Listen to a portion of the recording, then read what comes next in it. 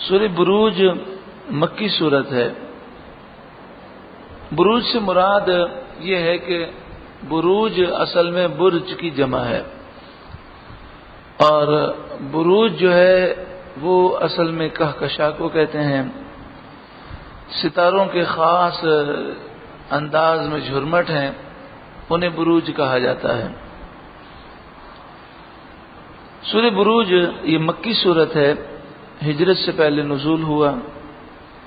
قرآن پاک کی ترتیب کے اعتبار سے اس کا نمبر 85 ہے، نزول کے اعتبار سے اس کا نمبر 27 ہے۔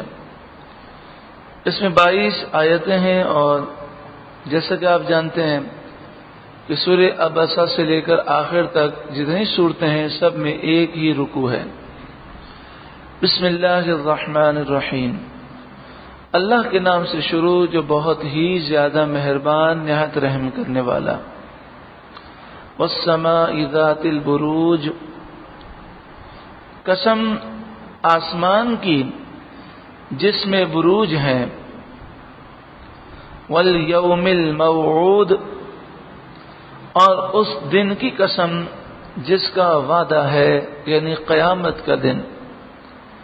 وشاہد ومشہود، اور اس دن کی قسم جو گواہ ہے، اور اس دن کی قسم جس میں حاضر ہوتے ہیں، یعنی قیامت کا دن۔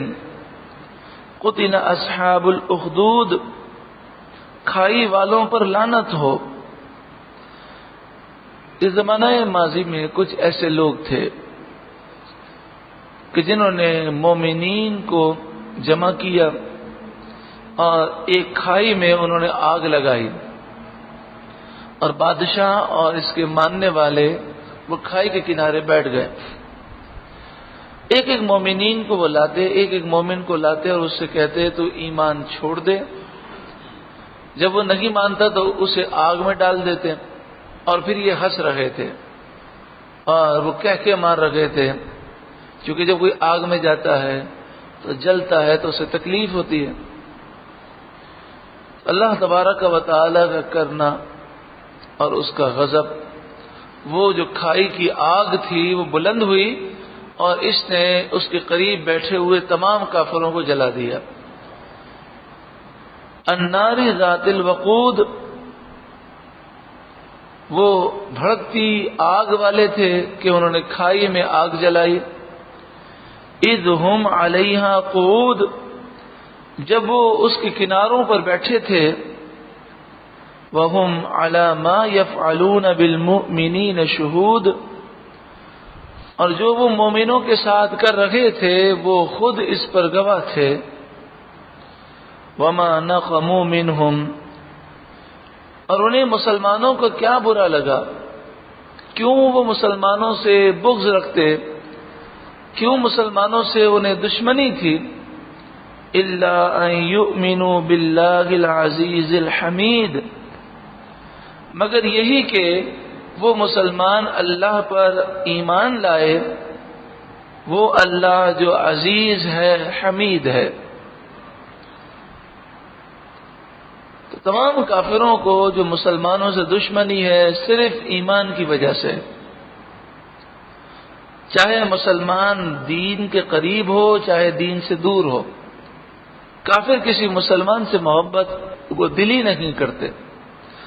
اب فلسطین کے مسلمانوں کو دیکھیں کہ وہ اس میں کئی ایسے ہیں جو بیچارے بظاہر دین سے دور ہیں، ان کا حلیہ بھی اسلامی نہیں ہے، ان کے افعال میں بھی بہت سارے غیر اسلامی افعال ہیں، لیکن جب تک یہ مسلمان ہیں اور جب تک وہ کلمہ پڑھتے ہیں لا الہ الا اللہ محمد رسول اللہ، اس وقت تک یہودی ان کے دشمن ہیں۔ کشمیری مسلمانوں کا قصور کیا ہے؟ عراق کے مسلمانوں کا تو حال یہ تھا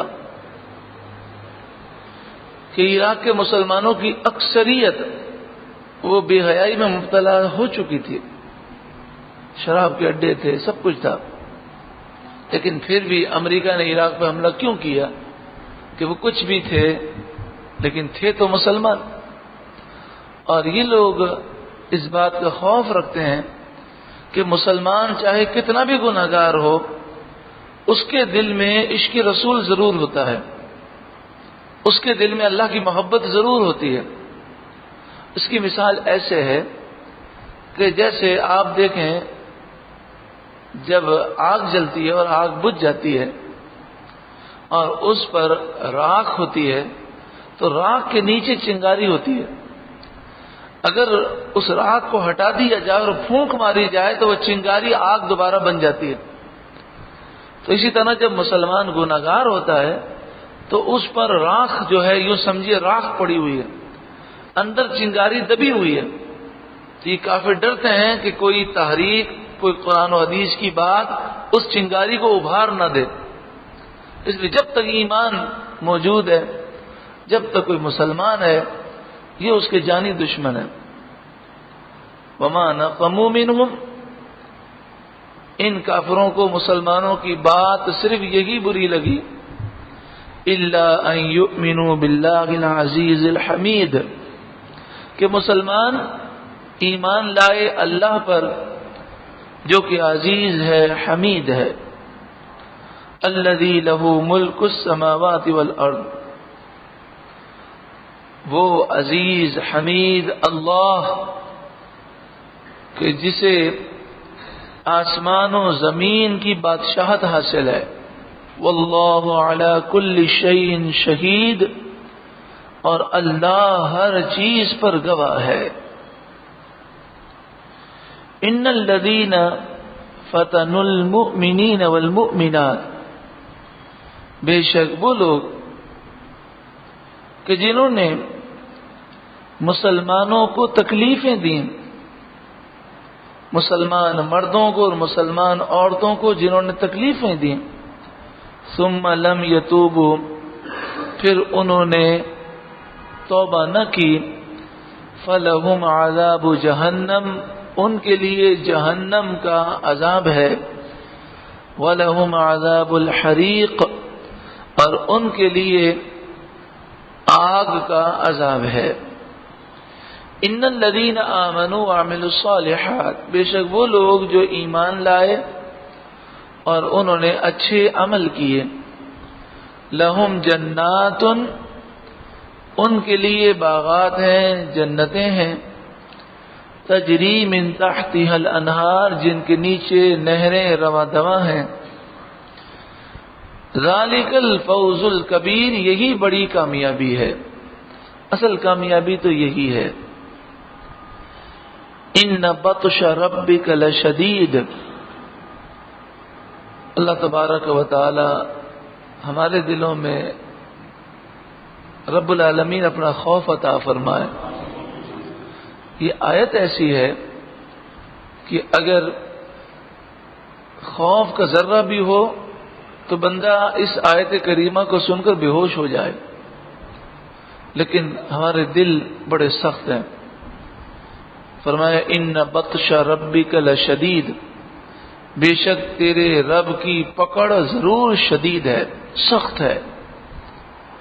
تو گناہ کرنے والا یہ نہ سمجھے کہ میں رب کی پکڑ سے باہر ہوں، جب بھی رب چاہے گا وہ پکڑ فرمائے گا، اور اس کی پکڑ سے کوئی بچ نہیں سکتا۔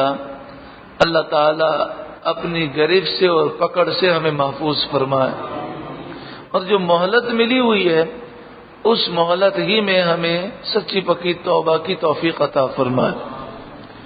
انہ هو یبدئ و یعید، بے شک وہ پہلے کرے اور پھر کرے، یعنی اللہ تعالیٰ نے پہلی مرتبہ لوگوں کو پیدا کیا، پھر دوبارہ پیدا کرے گا۔ وَهُوَ الْغَفُورُ الْوَدُودُ، اور وہی ہے بخشنے والا، اپنے نیک بندوں پر پیارا، اپنے نیک بندوں سے پیار کرنے والا۔ ودود مانے محبت کرنے والا، پیار کرنے والا۔ ذو العرش المجید، عزت والے عرش کا مالک۔ فعال لما یرید، ہمیشہ جو چاہے کر لینے والا، وہ جو چاہے کرے، اس کے کسی فعل پر اعتراض نہیں ہو سکتا. هل اتاک حدیث الجنود، کیا تمہارے پاس لشکروں کی بات آئی کہ بڑے بڑے لشکر گزر گئے، بڑی طاقت والے گزر گئے، لیکن وہ رب کے عذاب سے نہ بچ سکے. فرعون و ثمود، فرعون کا لشکر اور قوم سمود کا لشکر. بل الذین کفروا فی تکذیب، قوم سمود پتھروں میں، پہاڑوں میں محلات بناتی تھی. اب سوچیں وہ کیسی طاقتور قوم ہوگی کہ وہ جس قسم کے پہاڑوں میں محل بناتے تھے، ایسے محل اتنے ہزاروں سال کے بعد بھی، اتنی مشینری ہونے کے باوجود بھی ایسے محل بنانا یہ آج کل کے لوگوں کے لیے ممکن نہیں ہے. لیکن وہ بڑی آسانی کے ساتھ پہاڑوں کے اندر بڑے بڑے محل بنائے انہوں نے بنایا، اور آج تک وہ محلات موجود ہیں. لیکن اللہ کے غضب سے وہ بھی نہ بچ سکے.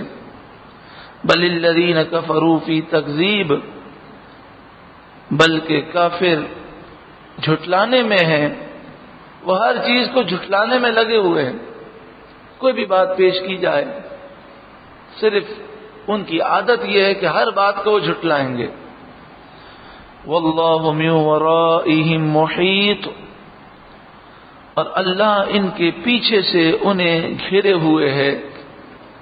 وہ اللہ تعالی کی گرفت سے باہر نہیں ہے. بل هو قرآن مجید، بلکہ وہ کمال شرف والا قرآن ہے. فی لوح محفوظ، لوح محفوظ میں ہے. یہ شرف والا قرآن، مجید قرآن، اتنا پیارا قرآن جو 1400 سال گزرنے کے بعد بھی اپنی اصل حالت پر باقی ہے.